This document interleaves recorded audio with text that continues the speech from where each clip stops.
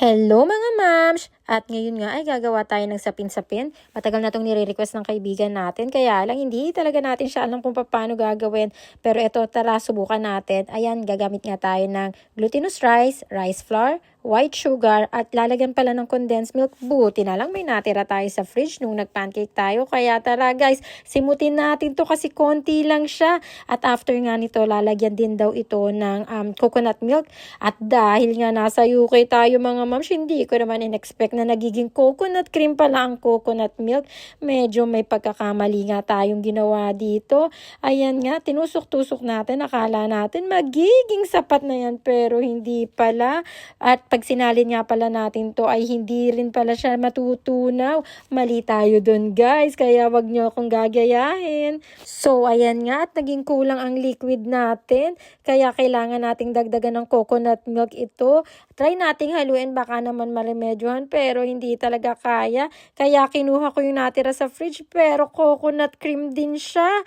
Kaya ito, magbukas tayo ng bagong lata. At ayan, tinunaw nga muna natin bago natin isalin para sure na tayo. Ayan guys, yan, pwede nyo na yung gayahin. So lesson learned, kailangan tunawin muna ang coconut milk para maging liquid siya. Tama ba yun? Pero anyway, at least guys, ayan, hahalo na lang tayo at try nating makuha yung consistency na talagang kailangan natin. Ayan nga, at medyo gumaganda na siya at nakakakita na tayo ng konting success. At eto nga, mas madali nga pala na etong whisk ang gamitin natin. Ayan nga, medyo nagpahirap pa tayo sa sarili natin kanina. Pero eto, sandaling-sandali lang pala to gawin. Ayan, medyo nangalay nga natin yung braso natin. Pero ayan, tiyaga lang dahil gusto natin to. Gusto nating ma-achieve ito para hindi tayo mapahiya sa kaibigan natin. Ayan nga, maganda na ang texture niya. Talaga namang gumaganon ka pa. May texture ka pang nalalaman ngayon. Ayan, at konting halo na lang ay okay na to mga moms. Ang susunod nga natin gagawin dito ay sasalain natin para wala talagang lumps. Talaga nga naman, sa mo natututunan. Ayan nga, at time na para salain natin. Ayan, para sure na smooth talaga siya. Kala mong totoo. Ayan nga, at medyo marami-rami nga rin tayong nagawa.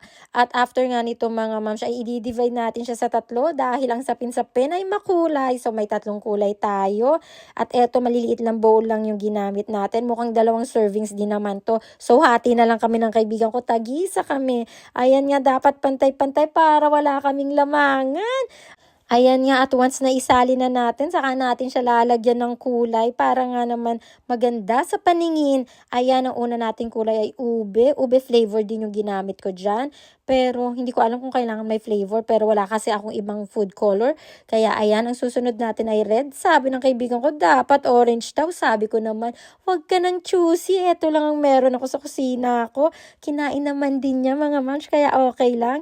At eto nga, at lagyan natin ng konting mantika. Etong pagsasalina natin para hindi siya dumikit at madali siyang matanggal.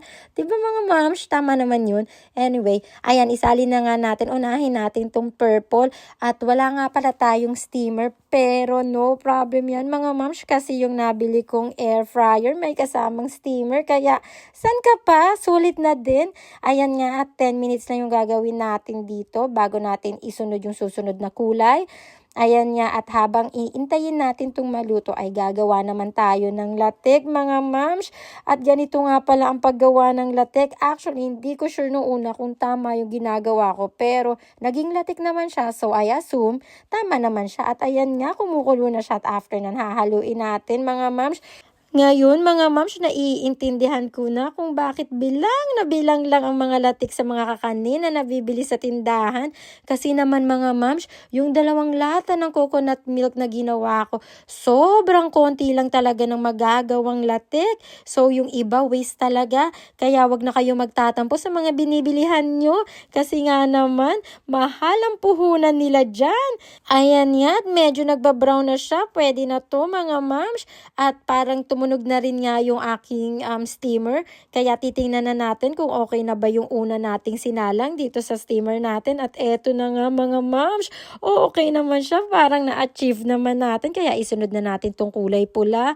Actually, pink siya sa video pero pula talaga siya. At eto mga moms yung finished product natin. Tara, kain tayo!